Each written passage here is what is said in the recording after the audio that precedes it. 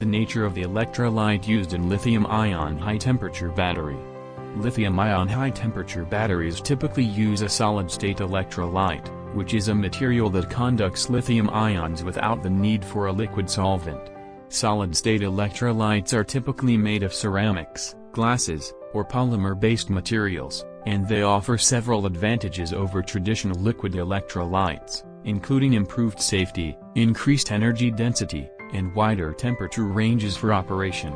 In high-temperature applications, solid-state electrolytes are particularly advantageous because they remain stable and conductive at elevated temperatures. This allows lithium-ion batteries to operate at higher temperatures without the risk of thermal runaway or degradation of the electrolyte, which can occur with liquid electrolytes. Solid-state electrolytes also enable the use of high-capacity lithium metal anodes, which can increase the energy density of the battery compared to traditional graphite-based anodes. For more questions, please go to the battery.net website.